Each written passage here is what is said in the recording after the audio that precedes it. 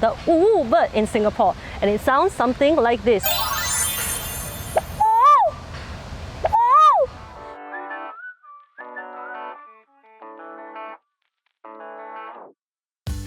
Hello everyone, I'm Angeline and welcome to Mandai Monthly, your guide to enjoying Mandai Wildlife Reserve.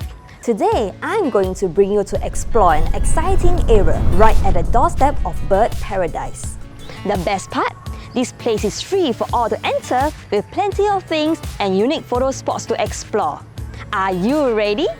Let's go!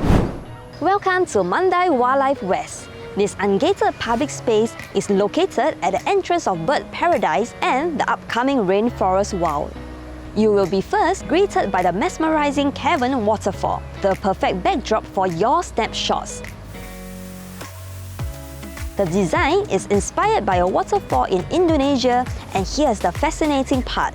Collected rainwater is used to replenish this and other water features in this area. The collected rainwater is also used for general floor washing and the watering of plants. For an immersive experience, take a walk behind the waterfall to continue your exploration.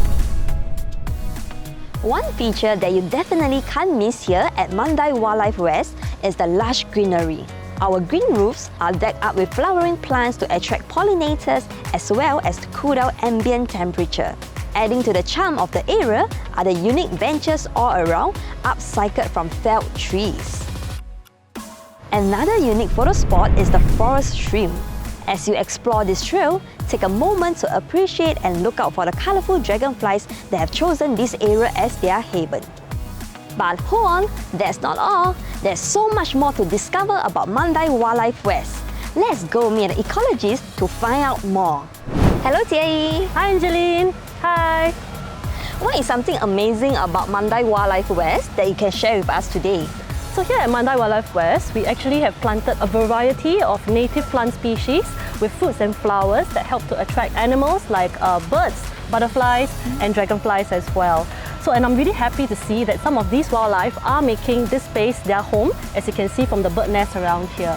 So while we do love to observe and look at our local wildlife, for a better experience, do remember to keep your distance and do not touch these animals or their nests as well. Any interesting plant species that we should be on the lookout for? So let me introduce you to the critically endangered fish poison tree, Barringtonia racemosa, which occurs naturally in our riverine habitats. So extracts from this plant were used by fishermen in the past to stun fish in order to catch them, and villagers use other parts of the plant for medicine as well. So here we have the easily recognizable fishtail palm. So at first glance, you may think that this palm has been badly eaten by animals, but no, it naturally has this half-eaten, jagged look to it. And you see how the leaf shape kind of looks like a fish's tail, hence the name fishtail palm. Other than trees and palms, what other plant can you find here? So if you look closely around Mandai Wildlife West, you will see that there are small green dots growing on top of other trees. So this is actually the dragon scale fern. Birds like the straw-headed boo-boo use these ferns to make their nests. So on to my personal favourite, the Singapore copsia. It is a critically endangered plant in Singapore and can be grown by seed, and we've planted it right here at Mandai. So call me patriotic, but the Singapore copsia's flowers have both red and white, just like the Singapore flag. And its 5 white petals remind me of the 5 stars on the flag as well. You seem very familiar with the spaces around Mandai Wildlife West. Is there any particular space that holds a special place in your heart? Yes, so let me bring you to my favourite spot.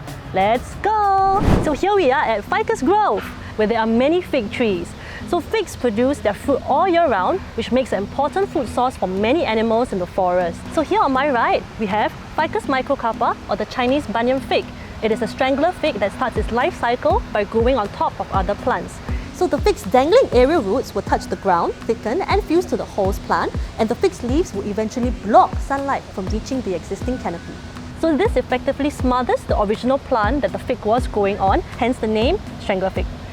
As we are walking around Mandai Wildlife West, I could hear the calls of many birds. What are some birds that we might spot around here? So I'm sure all of you recognize the infamous Asian quail, the bird in Singapore, and it sounds something like this. Oh Jie, that really sounded like an Asian quail. Thank you. So here at Mandai Wildlife West, you can see more than 10 species of wild birds here. So a common species we see here is the yellow-vented boo-boo. So it is quite recognizable. It has a dark eye circle with a splash of yellow near its butt. You can also hear its call, which sounds like a bubblier version of R2-D2 from Star Wars. You mean like this? Pew, pew, pew, pew, pew. Something like that, yes. Another commonly spotted bird is the pink-necked green pigeon. The male has 3 colors: pink on the neck, orange on the chest, and green on the body. It's a really colorful bird. I also saw a long white bridge from Mandai Wildlife West. Can you share with us more about that? Yes, so that is the Mandai Wildlife Bridge. So to enhance connectivity between our forests for wildlife movement, this 140-meter long bridge provides a safe passage for local wildlife to cross. So we have also planted a combination of native species on the bridge so that ultimately this will form a multi-layered forest-like structure so that these animals feel safe to cross. So Jie Yi, how do you monitor the animals that uses a Mandai Wildlife Bridge? So we have placed camera traps on the bridge to monitor wildlife movement. So over the past 3.5 years since the opening of the bridge, we have observed more than 80 species of animals using the bridge. So this includes the locally threatened lesser mouse deer and the Sunda pangolin. So these are shy forest-dependent species. So it's a really good sign that they are crossing the bridge. Thank you, Jie Yi, for sharing with us more about the fascinating biodiversity at Mandai Wildlife West and the Mandai Wildlife Bridge. Happy to share about the biodiversity here. Now you know what to look out for when you're here. And that's it for this episode of Mandai Monthly. Thanks for tuning in and see you in our park soon. Bye-bye. Bye!